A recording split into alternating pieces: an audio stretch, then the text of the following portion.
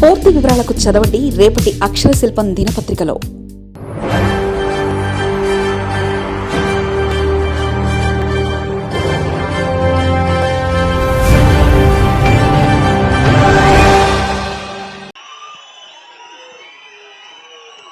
అందరు కూర్చోవాలి, దయచేసి అందరు కూర్చోండి. అందరినీ కలిసి వెళ్తా, కంగారు ఏం లేదప్పా. రాత్రి ఉండేది ఇక్కడ, ఏం కంగారు లేదు.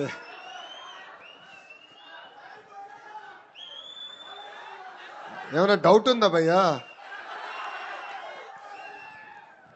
అరే భయ్, మీ అందరి బాలయ్య, నా ఒక్కడికే ముద్దల మావయ్య. జై బాలయ్య. మొరటు ప్రేమ అంటే రాయలసీమ దగ్గర తెలుసుకోవాలి. కొంచెం అలవాటు పోయింది నాకు. ఈరోజు దారి పొడుగున పెద్ద ఎత్తున నాకు మీరు ఘనస్వాగతం పలికినప్పుడు చేయి ఇవ్వాలనుకున్నా. చేయిస్తే తిరిగి మీరు ఇవ్వట్లేదు నాకు. అండ్ మీరు నొక్కే దెబ్బకి చేయి నొప్పి వచ్చింది. ఓన్లీ రాబాయ్ ఈ చేయిస్తే గీరేశారు. అంటే మొరటు ప్రేమ అంటే నిజంగానే రాయలసీమ తర్వాతనే ఎవరైనా. ఆదోని ఈరోజు అదిరిపోయింది. ఒకప్పుడు ఆదోనిని రెండో ముంబై అని పిలిచేవారు.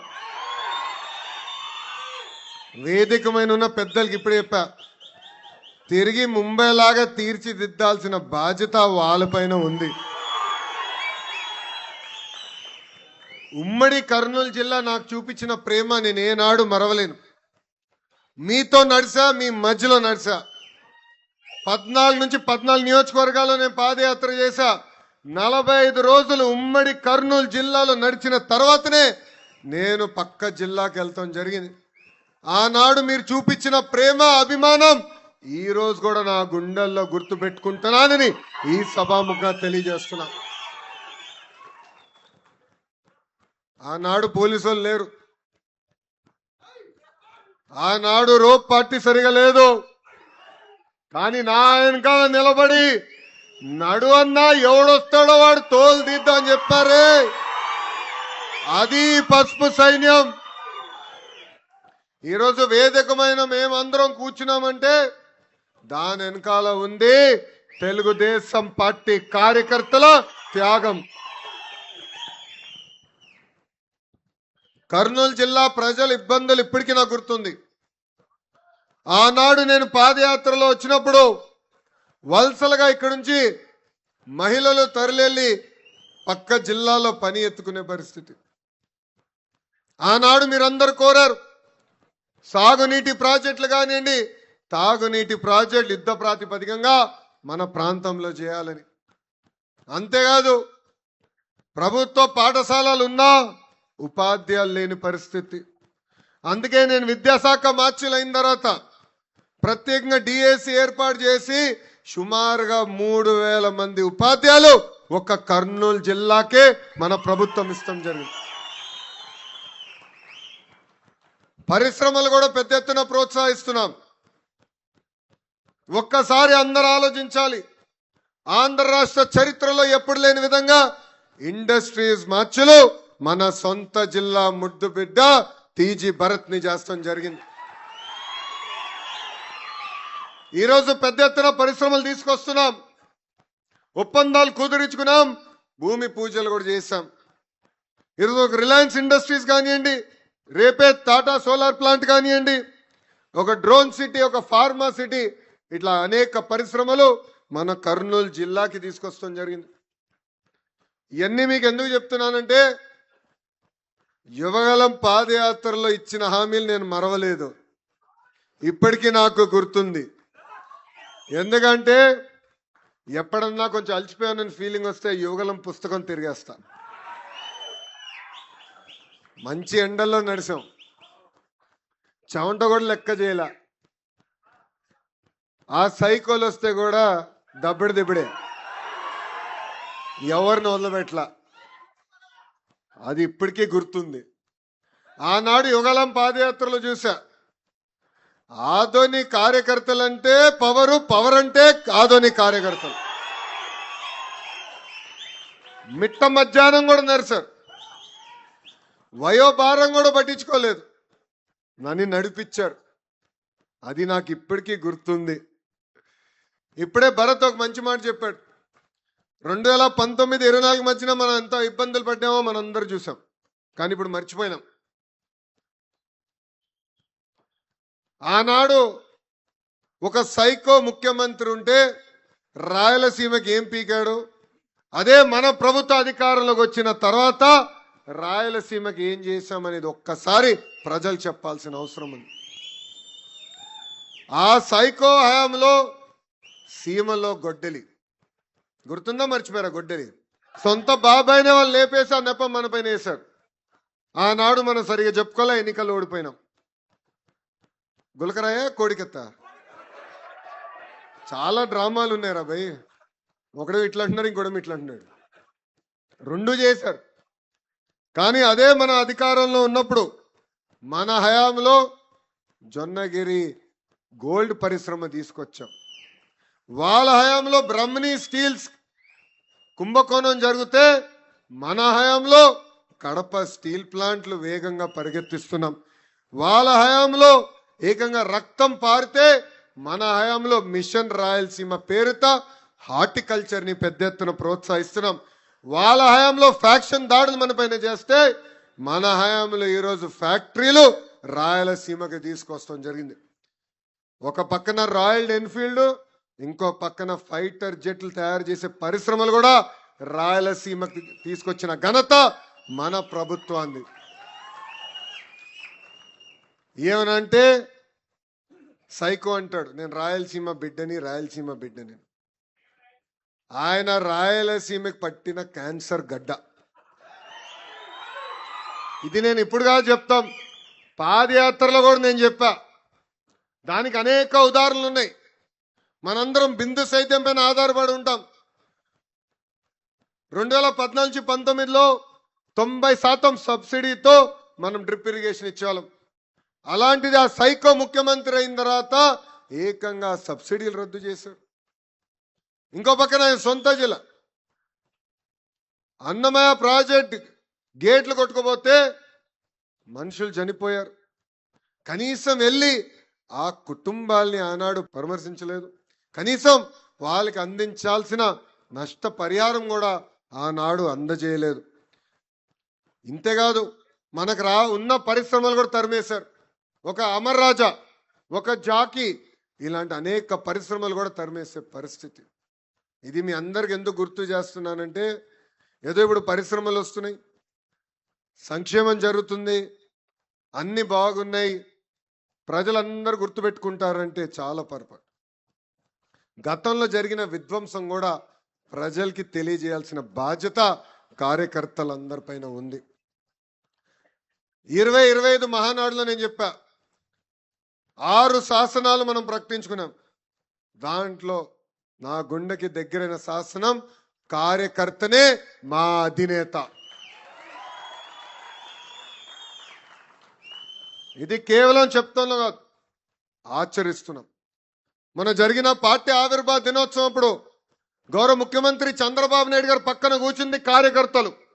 ఎవరైతే బూత్ లో కష్టపడ్డారో వాళ్ళని తీసుకొచ్చి అధ్యక్షులు వారు పక్కన కూర్చోబెడతాం జరిగింది. కేంద్ర మంత్రులు, రాష్ట్ర మంత్రులు ఏకంగా వేదిక ముందల కూర్చునే పరిస్థితి. అది తెలుగుదేశం పార్టీ కార్యకర్తలకు ఇచ్చే గౌరవం. ప్రతిపక్షంలో ఉన్నప్పుడు మనం చూసాం ఒక తాతని, గుర్తున్నాడా? ఎవరు? అంజిరెడ్డి తాత. నామినేషన్ వేసేదానికి వెళ్ళినప్పుడు పేపర్ లాక్కున్నాడు, మీసాలు తిప్పి తొడగొట్టి రా బిడ్డ రా అని చెప్పాడే, ఆ అంజిరెడ్డి తాతనే నాకు స్ఫూర్తి.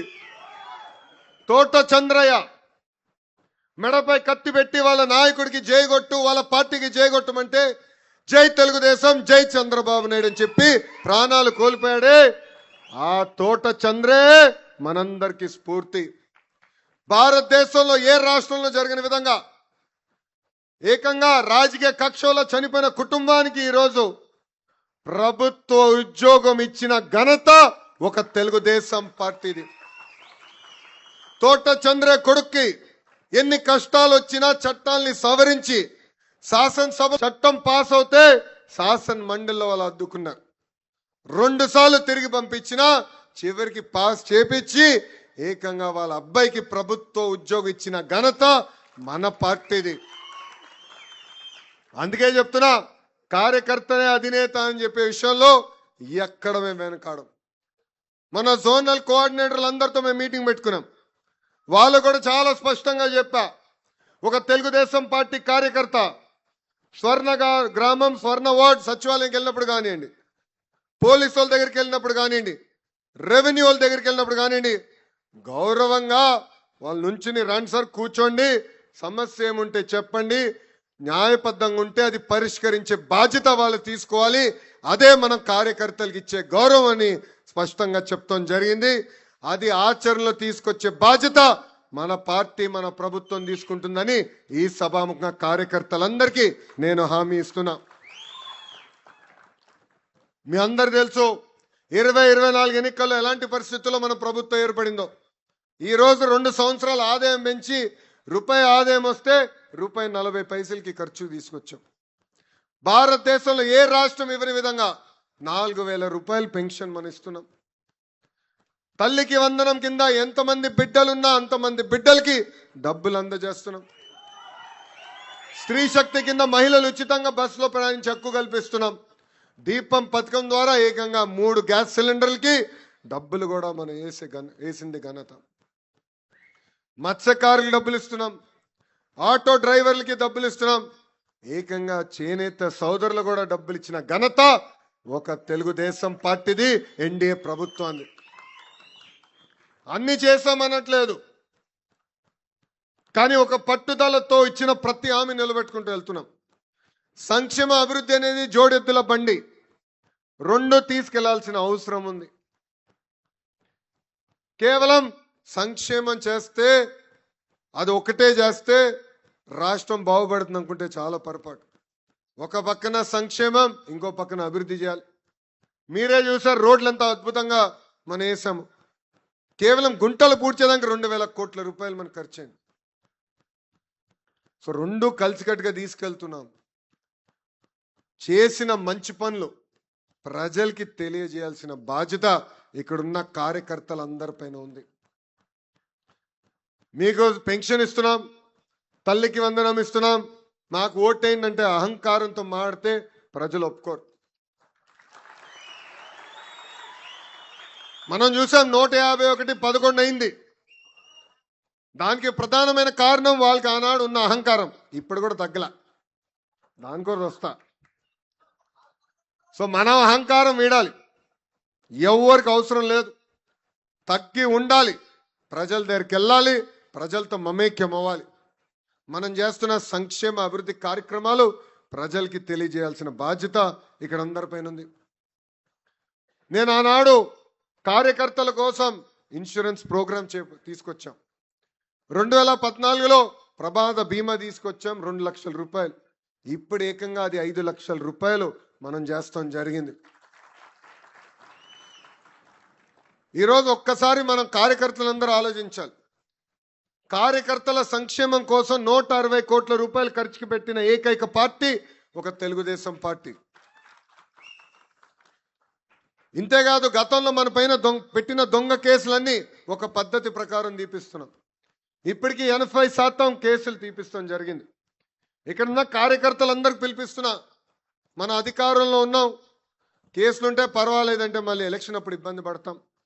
ఎవరైతే మన పైన దొంగ కేసులు పెట్టారో ఆ వివరాలన్నీ తీసుకురండి, వాళ్ళపైన యాక్షన్ తీసుకుంటంతో పాటు ఆ కేసులు కూడా తీపిచ్చే బాధ్యత మేము పార్టీ ఆఫీసులో తీసుకుంటున్నాం. పెండింగ్ నీరు చెట్టు బిల్లు, ఉపాధి హామీ బిల్లు కూడా క్లియర్ చేశాం. మాకున్న సమాచారం మేరకు మేము చేసుకుంటూ వెళ్తున్నాం. ఎక్కడన్నా మిస్ అయి ఉంటే రండి, పార్టీ ఆఫీస్ వెళ్ళండి, అక్కడ మనోళ్ళు ఉన్నారు, పల్లా గారు ఉంటారు, నేనుంటా. పెండింగ్ ఏమైనా ఉంటే మాకు తెలియజేయండి, అది పరిష్కరించే బాధ్యత మేము తీసుకుంటామని ఈ సభాముఖంగా కార్యకర్తలందరికీ తెలియజేస్తున్నాం. ఇక్కడున్న క్లస్టర్ యూనిట్ వాళ్ళు ఒకసారి చేతులు పైకెత్తండి. మీరందరూ ట్రైనింగ్కి వచ్చారు. యూనిట్ ఇంకా జరుగుతుంది. ఆరోగ్య పరీక్షలు చేస్తున్నాం. ఆ ఫలితాలు వచ్చిన తర్వాత నాకే షాక్ వచ్చింది. 75% మంది షుగర్ ఫ్యాక్టరీ అయ్యారు, సాల్ట్ ఫ్యాక్టరీ అయ్యారు, ఆయిల్ ఫ్యాక్టరీ కూడా అయ్యారబ్బా. అంతేంటి, డయాబెటీసు, బ్లడ్ ప్రెషరు, కొలెస్ట్రాల్. మన ఆరోగ్యం బాగాలేకపోతే ఇంకా ప్రజలు ఏం చూసుకుంటాం? మన ఆరోగ్యం మనం కాపాడుకోవాలి కదా. అందుకే మొదటి విడతలో పార్టీలో ఉన్న నాయకులందరికీ ఉచితంగా రక్త పరీక్షలు చేసి అవసరమైతే వాళ్ళకి మందులు ఉచితంగా ఇవ్వమని మన జాతీయ అధ్యక్షులు శ్రీ నారా చంద్రబాబు నాయుడు గారు నాకు ఆదేశాలు జారీ చేస్తాం జరిగింది. అయ్యా మీరందరూ చప్పట్లు కొట్టి వెళ్తారు, ఎందుకంటే మా మంగళగిరి నియోజకవర్గంలో కూడా నీ పరీక్ష అనుభవిస్తున్నా. ఆ పరీక్ష ఏంటంటే ఎవరు రారు రక్త పరీక్షలు అంటే. అయ్యా మేము మా ఇంజెక్షన్ అంటే మాకు భయం, అవసరమా మాకు రక్త పరీక్షలు, ఆరోగ్యంగా ఉన్నాం. ఆరోగ్యం కాపాడుకోవాల్సిన బాధ్యత మనందరిపైన ఉంది. ఉచితంగా ఈ హెల్త్ చెకప్లు పెడుతున్నాం. దయచేసి కార్యక్రమాల్లో పాల్గొనండి. ఎందుకంటే మీ ఆరోగ్యం వివరాలు తెలుసుకున్న తర్వాత డాక్టర్లు పెట్టాం, న్యూట్రిషనిస్ట్ పెట్టాం, ఆహారం ఎంత ఏంటి ఎలా అన్ని తెలియజేస్తున్నాం. అవసరమైన మందులు కూడా అందజేస్తాం. దయచేసి కార్యక్రమాన్ని మొత్తం జయప్రదం చేయాలని ఇక్కడున్న కార్యకర్తలందరినీ నేను కోరుతున్నా. తెలుగుదేశం పార్టీ అనేది ఒక కుటుంబం లాంటిది. సంస్కరణలు తీసుకురావాలంటే అందరం కష్టపడాలి. జిల్లా పార్టీ వ్యవస్థ నుంచి పార్లమెంట్ పార్టీ వ్యవస్థ తీసుకొచ్చేదానికి నేను చాలా కష్టపడ్డా, అనేక ఇబ్బందులు ఎదుర్కొన్నా. ఒక పాలిట్ బ్యూరో కాదు, 2 పాలిట్ బ్యూరో కాదు, నాకు 3 పాలిట్ బ్యూరో మీటింగ్లు పెట్టింది. నేను 1-10 సార్లు పోరాడా, నమ్మకున్న సిద్ధాంతాల కోసం పోరాడా. నేను ఏది వదలబెట్టలేదు. దయచేసి ఇది ఇక్కడున్న కార్యకర్తలందరూ గుర్తు చేసుకో. సమస్యలు ఉంటాయి, కుటుంబం అన్నప్పుడు సమస్యలు ఉంటాయి, కానీ మనం 4 గోడల మధ్యన కూర్చుని మన సమస్యలు మనం పరిష్కరించుకోవాలి. ఇక్కడున్న కార్యకర్తలందరికీ ఒక విజ్ఞప్తి. మీరు చూశారు, ఇప్పుడు క్యాంపెయిన్ చేస్తున్నాం, నా తెలుగుదేశం నా బాధ్యత అని. ఏంటది?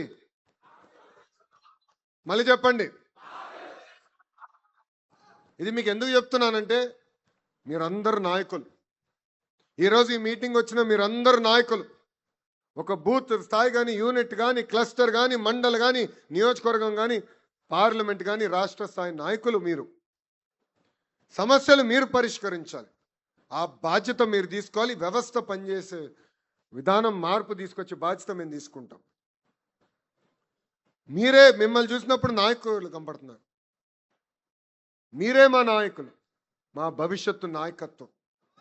సో మనకి సమస్యలు ఉంటే 4 గోడల మధ్య మాట్లాడాలి, చర్చించాలి, ఓపికగా కూర్చోవాలి, మాట్లాడుకోవాలి. మీ స్థాయి అవ్వకపోతే యూనిట్ దగ్గరికి వెళ్ళండి, యూనిట్ అవ్వకపోతే క్లస్టర్ దగ్గరికి వెళ్ళండి, మండల్ దగ్గరికి వెళ్ళండి, నియోజకవర్గ స్థాయికి తీసుకురండి. దాని తర్వాత కూడా అవ్వకపోతే పార్లమెంట్ పార్టీ అధ్యక్షురాలు ఉన్నారు, ఇన్ఛార్జ్ మార్చులు ఉన్నారు, జోనల్ కోఆర్డినేటర్ ఉన్నారు. ఏ పని మేము వదిలిపెట్టట్లేదు. మీరు మై టీడీపీ వాడుతున్నారా? మై టీడీపీలో మీరు మీటింగ్ పెట్టుకున్నప్పుడు వివరాలు ఎంటర్ చేయమంటున్నాం. దాంట్లో కొంతమంది సందేహాలు కూడా వ్యక్తం చేశారు. ఇది ఎవరైనా చూస్తున్నారా, ఎవరైనా చదువుతున్నారా అని. దాంట్లో కూడా మీరు ఎంటర్ చేశారబ్బా. మామూలు తెలివి కాదు. మీరేమనుకున్నాడు, ఎవడు చూడట్లేదు అనుకున్నారు, కానీ మీ లోకేష్ మిమ్మల్ని వదిలిపెట్టాడబ్బా. మీరు ఇచ్చిన ప్రతి ఫీడ్బ్యాక్ సీరియస్గా తీసుకుంటున్నాం. మీరు అక్కడ ఎంటర్ చేస్తే అది నేరుగా మాకు తెలుస్తుంది. పాదయాత్రలను కార్యకర్తలు కలిసినప్పుడు ఒకటే మాట అన్నారు, అయ్యా పనిచేయనోడికి పనిచేసేవాడి మధ్యన తేడా మీరు చూపించండి అని. ఈరోజు మీరు చూడండి, అందరికీ న్యాయం చేసామని నేను అనట్లా, కానీ ఈరోజు నామినేటెడ్ పదవులు ఇచ్చామంటే కార్యకర్తలు ఎత్తుక్కుంటూ వెళ్ళి నామినేటెడ్ పదవులు ఇచ్చిన ఘనత మంది. నేను మిమ్మల్ని అందరూ కోరేది వ్యవస్థను నమ్మండి. మీరు చేస్తున్న ప్రతి కార్యక్రమం మై టీడీపీ ద్వారా తెలియజేయండి. ఇప్పుడు మనం డోర్ టు డోర్ ప్రోగ్రాం కూడా ప్రకటించాం. ఆ డోర్ టు డోర్ ప్రోగ్రాం మీరు ఎట్లా చేస్తున్నారు, ఏ బూత్లో ఎంతమంది తిరిగారు, ఎక్కడ తిరిగారు, ఎంతమంది ప్రజల్ని కలిశారు, మొత్తం వివరాలు మాకు వస్తాయి. దయచేసి యాప్ వాడి ఒక పట్టుదల, ఒక క్రమశిక్షణతో మనం పనిచేస్తే మీరు ఎత్తుక్కుంటూ మా దగ్గరకు వస్తాం కాదు, మేము మిమ్మల్ని ఎత్తుక్కుంటూ వచ్చి పదవి ఇచ్చే బాధ్యత నాది అని ఈ సభాముఖ కార్యకర్తకు నేను హామీ ఇస్తున్నా. మన పార్టీలో అనుబంధ విభాగాలు ఉన్నాయి. తెలుగు యువత, తెలుగు మహిళ, తెలుగు విద్యార్థి, టిఎన్ఎస్ఎఫ్, తెలుగు రైతు, ఐటీడీపీ, ఇట్లా అనేక అనుబంధ విభాగాలు ఉన్నాయి. వైకాపా పార్టీ కూడా అనుబంధ విభాగాలు ఉన్నాయండి. ఆ విభాగాల పేరే గొడ్డలి విభాగం, ఇంకొక విభాగం పేరు విధ్వంస విభాగం, ఇంకొక విభాగం పేరు బూతులు తిట్టేవారు. సో మనకి నాయకులు ఉన్నారు, వాళ్ళకి నాయకులు ఉన్నారు. మనకి వాళ్ళకి తేడా ఏంటనేది ప్రజలకి తెలియజేయాల్సిన బాధ్యత ఇక్కడున్న కార్యకర్తలందరిపైన ఉంది. మన పార్టీలో కూడా యువ నాయకత్వం వస్తుంది, నరనరాల పారుతుంది. ఆ పార్టీలో కూడా కొంతమంది యువకులు ఉన్నారు. ఒకడేమో హిట్ అండ్ రన్ కేసులో ఉన్నాడు, ఇంకొకడేమో భార్యని వేధించే కేసులో ఉన్నాడు, ఇంకొకడేమో ల్యాండ్ డాక్యుమెంట్లు ఫోర్జరీ చేసి కేసులో ఉన్నాడు, ఇంకొకడేమో ఏకంగా కిడ్నాప్ చేసి, ఒక వ్యక్తిని కిడ్నాప్ చేసి, పొగాకు ట్రేడర్ని కిడ్నాప్ చేసి ఆ కేసులో ఉన్నాడు.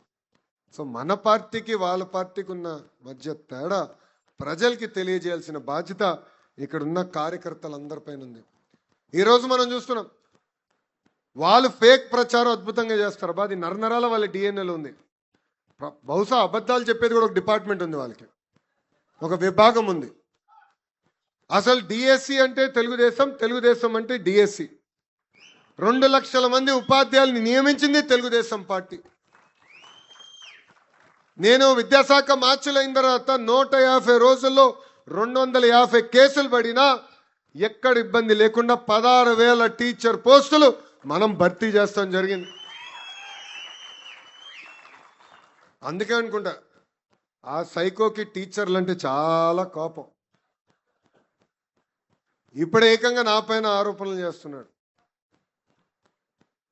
అందుకే ఆ వ్యక్తికి చెప్పాలనుకున్నా, జగన్కి, అయ్యా 10th క్లాస్ తప్పిన బ్యాచ్ మేము కాదు, అయ్యా స్టాన్ఫర్డ్కి వెళ్ళిన బ్యాచ్ మేము.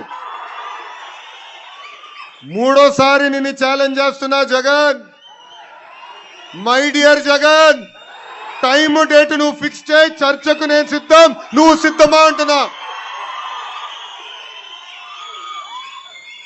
16 నెలలు జైలుకి వెళ్ళింది ఎవరో ప్రజలకు బాగా తెలుసబ్బా. దొంగ సొమ్ము పెట్టి దొంగ పేపర్, దొంగ ఛానల్ నడిపించింది ఎవడో కూడా ప్రజలకి బాగా తెలుసు. డిఎస్సి గురించి చర్చిద్దాం, మీరు ముఖ్యమంత్రిగా ఉన్నప్పుడు గ్రూప్ 1 కుంభకోణం గురించి చర్చిద్దాం, క్వార్టర్ బాటిల్ కుంభకోణం గురించి కూడా చర్చిద్దాం.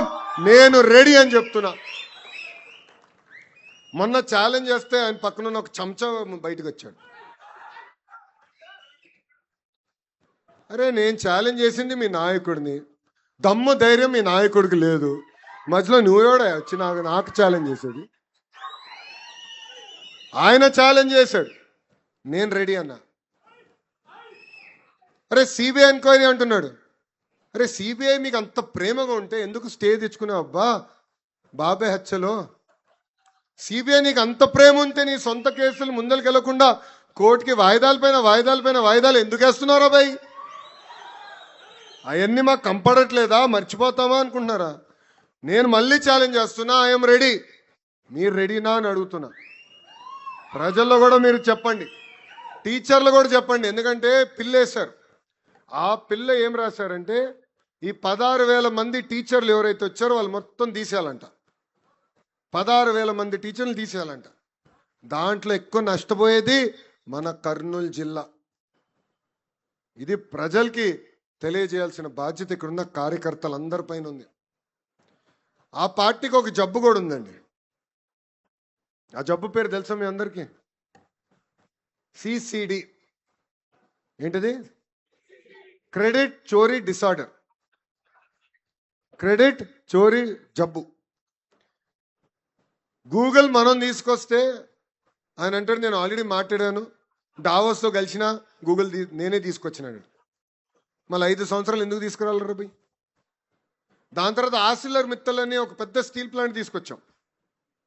పాప ఆ కంపెనీకి తెలిసిన వ్యక్తి ఆదిత్య మిత్తల్, ప్రమోటర్ నాకు బాగా తెలుసు, ఒక జూమ్ కాల్లో క్లోజ్ చేశారు. అయిపోయింది, వచ్చారు. అది బయటకు వచ్చింది న్యూస్. ఈ మహానుభావుడు ప్రెస్ మీట్ పెట్టి అది రాదు, పక్క రాష్ట్రానికి వెళ్ళిపోయింది, వీళ్ళు ఒకే దుష్ప్రచారం చేస్తున్నారు, అది రానే రాదురాబాయ్ అంటాడు. తీసుకొచ్చావు, శంకుస్థాపన అయిన నేను తీసుకొచ్చానంటాడు.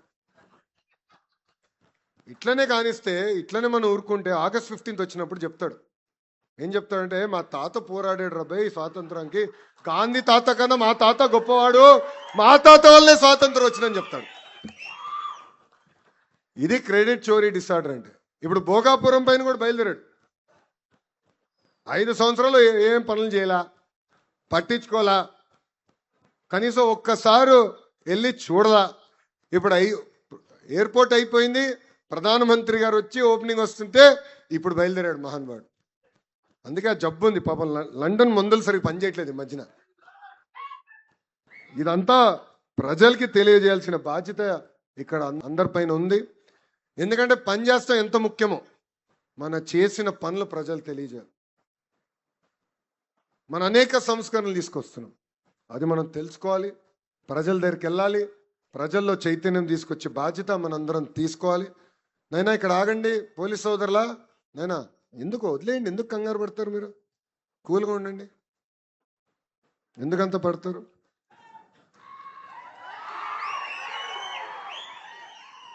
మీరు లేనప్పుడు మా వాళ్ళు ఉన్నారబ్బా నాతో, కంగారు పడద్దు. ఇక్కడ ఎవడేం చేయడలే. గొడ్డలి, గొలకరాయి, కోడి కత్తి మా పార్టీ కాదురా భయ్.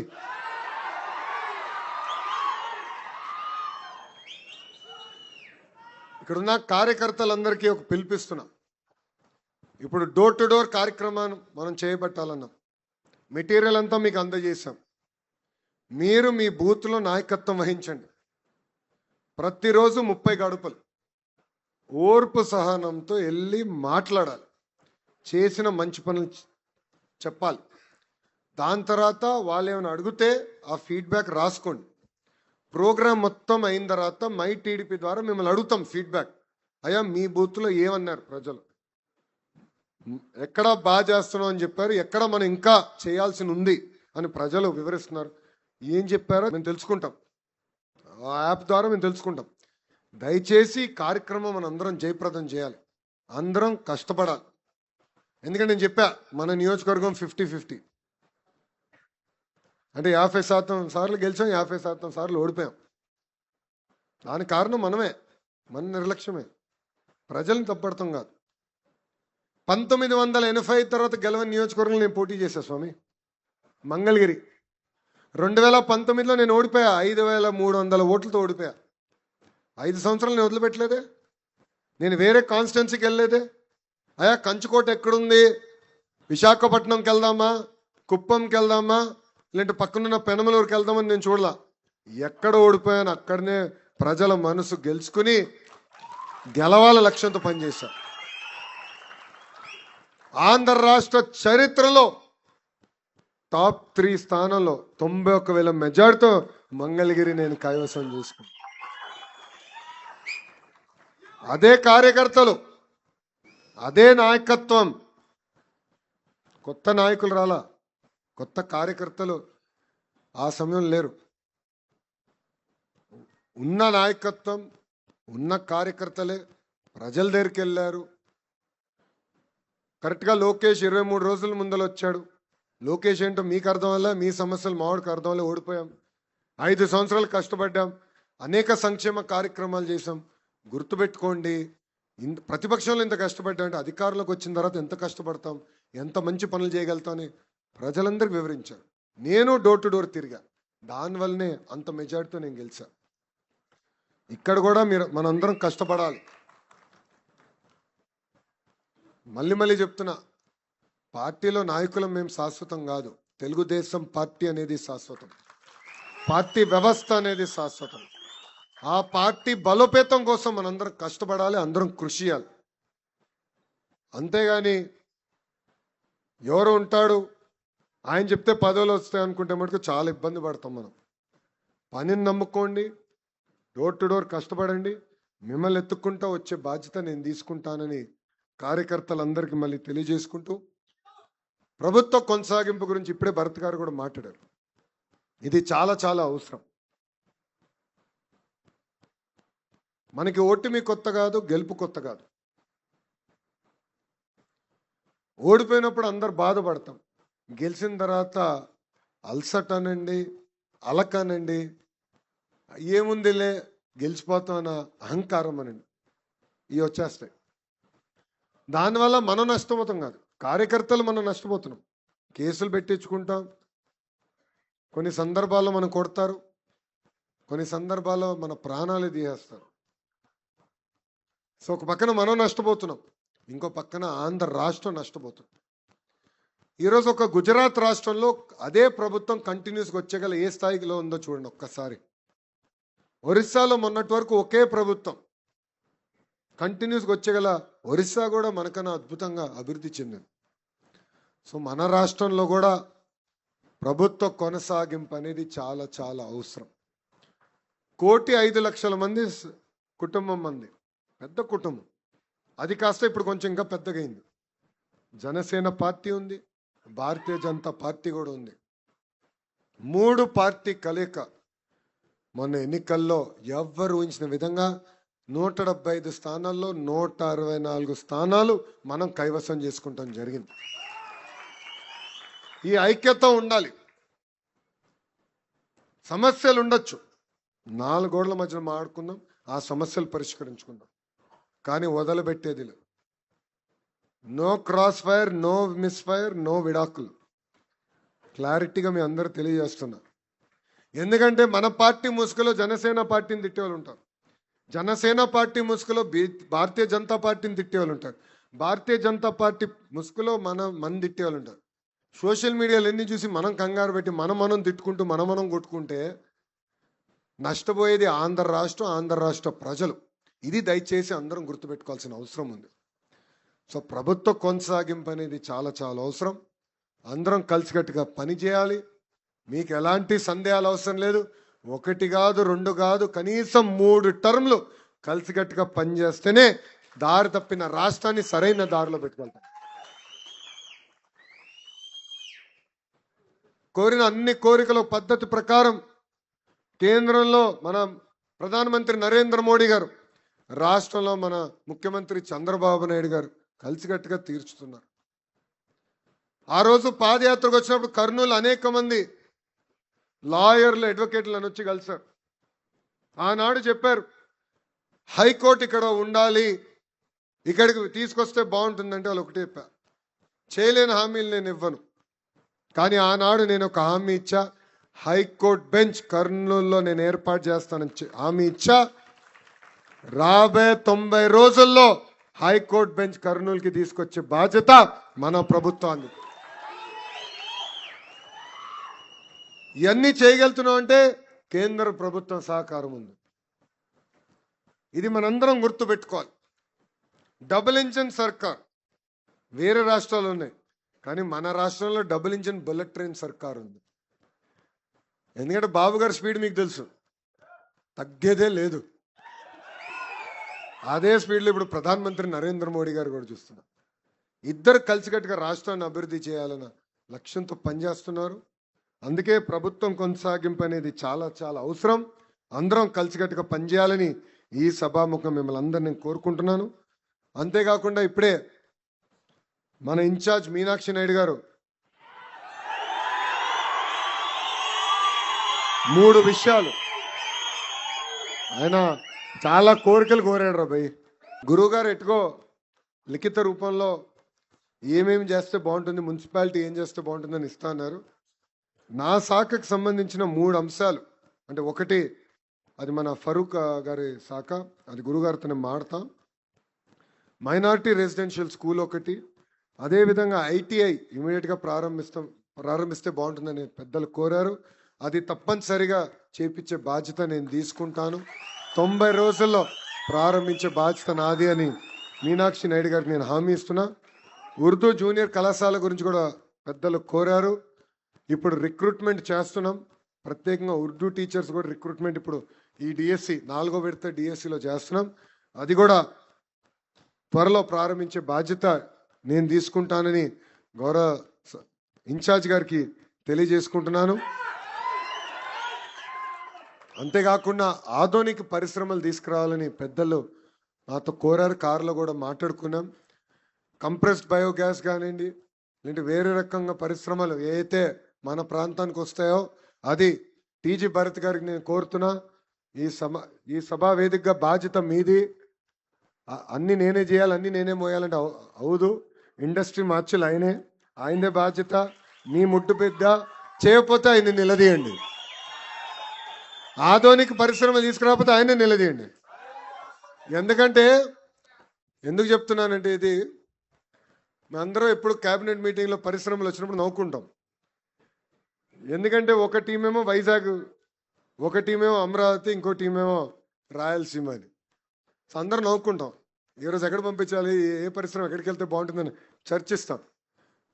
రాయలసీమకి పరిశ్రమలు వచ్చినాయి, గతంలో కూడా వచ్చినాయి. ఒక కియా వచ్చింది, అదేవిధంగా హీరో మోటార్స్, ఇట్లా అనేక పరిశ్రమలు వచ్చినాయి. కానీ కర్నూలుకి తీసుకురావాలి, ఒక కంకణం కట్టుకుని ఒక బాధ్యతగా చేశారు. అది మన ఇండస్ట్రీస్ మార్చులు. ఆయన వల్లనే ఈ పరిశ్రమలు కర్నూలుకి వచ్చింది. ఇప్పుడు ఆయన పైన బాధ్యత ఉందబ్బా. ఓర్పు సహనంతో పనిచేద్దాం, ఆడుతూ పాడుతూ పనిచేద్దాం. తిరిగి మళ్ళీ కూటమిని గెలిపించుకుందాం. మళ్ళీ ఆంధ్ర రాష్ట్రానికి ముఖ్యమంత్రిగా చంద్రబాబు నాయుడు గారిని చేసే వరకు మనం ఎవ్వరం పడుకునేదాకలా. అయ్యా, ఇప్పటి వరకు మీరు బాబు గారిని చూశారు, ఇప్పుడు నేను వర్కింగ్ ప్రెసిడెంట్ అయ్యా. బాబు గారు కఠినంగా ఉంటారనుకుంటే చాలా పొరపాటు పడుతున్నారు. నేను మిమ్మల్ని ఎవరిని వదిలిపెట్టాను. నేను పడుకోను, మిమ్మల్ని పడుకొని అందరినీ పరిగెత్తిస్తా. ఎవరైతే పని చేస్తారో వాళ్ళని ప్రోత్సహిస్తా. ఎవరైతే పని చేయరో, పదవి తీసుకుని ఇంట్లో పడుకుంటారో, ఒక్కసారి చెప్తా, రెండోసారి చెప్తా, మూడోసారి దండం పెట్టి మార్చేస్తా. నాకు ఎలాంటి మొహమాటాలు ఉండవు. మొహమాటం బాబు గారి డిపార్ట్మెంట్ అబ్బా, నాది కాదు. మనసులో ఉంది, నిర్మోమాటంగా చెప్తా. వేదిక పైన పెద్దలు అందరికీ కూడా బాగా తెలుసు ఆ విషయం. మనసులో ఉంది, నేను చెప్పేస్తా. నచ్చినా నచ్చకపోయినా నేను చెప్తాను భయ్. ఎందుకంటే పని చేయాలి, కష్టపడాల. అధికారంలో ఉన్నప్పుడు ప్రతిపక్షంలో ఉన్నట్టే పని చేయాలి. ఆ కసి ఉండాలి. అప్పుడే మనం అనుకుంది సాధించగలుగుతాం. సో కలిసికట్టుగా పనిచేద్దాం, తిరిగి పసుపు జెండా ఎగిరేద్దాం. ఎట్టి పరిస్థితుల్లో నిర్లక్ష్యం వద్దు. అహర్నిశలు కష్టపడి పార్టీని బలోపేతం చేసుకుందామని సభాముఖం కార్యకర్తలందరికీ నేను కోరుకుంటూ, నాకు ఇంత అద్భుతమైన అవకాశం ఇచ్చిన మీ అందరికీ పేరు పేరున నా హృదయపూర్వక ధన్యవాదాలు తెలుపుకుంటూ మీ అందరి దగ్గర నుంచి సెలవు తీసుకుంటున్నాను. జోహార్ అన్న ఎన్టీఆర్, జోహార్ అన్న ఎన్టీఆర్. చంద్రబాబు నాయుడు గారి నాయకత్వం, చంద్రబాబు నాయుడు గారి నాయకత్వం. జై హింద్, జై హింద్. మరిన్ని కథనాల కోసం సబ్స్క్రైబ్ చేసుకోండి మీ అక్షర శిల్పం. పూర్తి వివరాలకు చదవండి రేపటి అక్షర శిల్పం దినపత్రికలో.